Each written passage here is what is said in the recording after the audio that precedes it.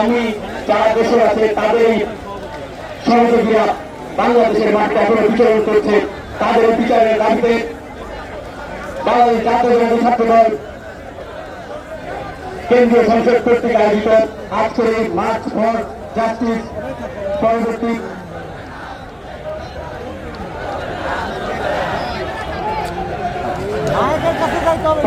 সংক্ষিপ্ত সমাবেশে উপস্থিত আছেন বাংলাদেশ জাতীয়তাবাদী ছাত্রদল কেন্দ্রীয় সংসদের বিপ্লবী সভাপতি রাকিবুল ইসলাম রাকিব।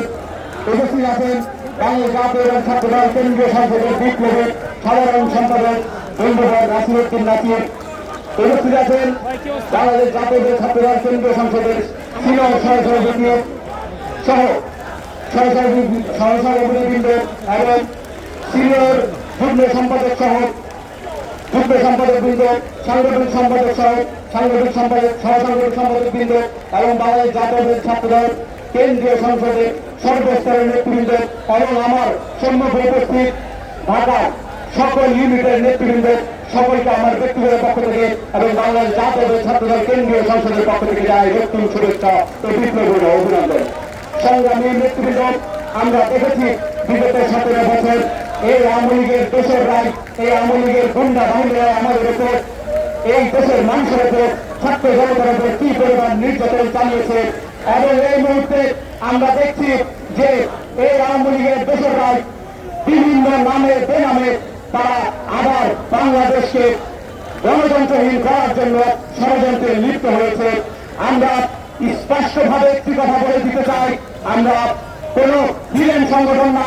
আমরা গত 17 বছর রাজপথে যুদ্ধ করে, রাজপথে সংগ্রাম করে, রাজপথে রক্ত ঝরিয়ে বাংলাদেশ জাতীয়তাবাদী ছাত্রদল হাজার হাজার নেতা কর্মী শহীদ হয়েছে, গুম হয়েছে, তবু আমরা রাজপথ ছাড়িনি এবং বাংলাদেশকে স্বৈরাচারী মুক্ত করেছি। আমরা কোন গোপন সংগঠন হয়ে কাজ করিনি। আমরা এই জন্যই বলেছি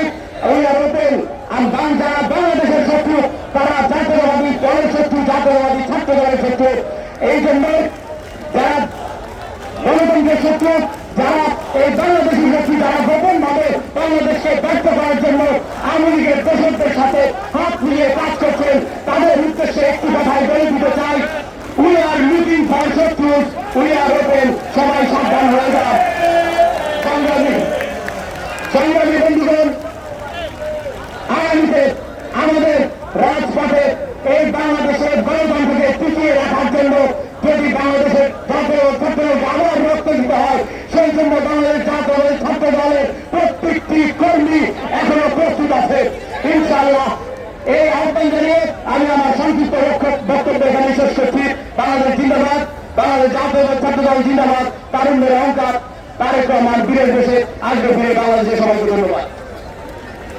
ধন্যবাদ জহির আহমেদকে।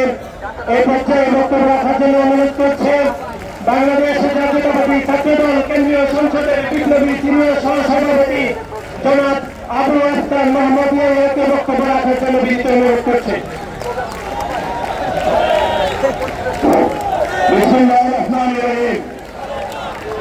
মানব সভ্যতার ইতিহাসে প্রখ্যাত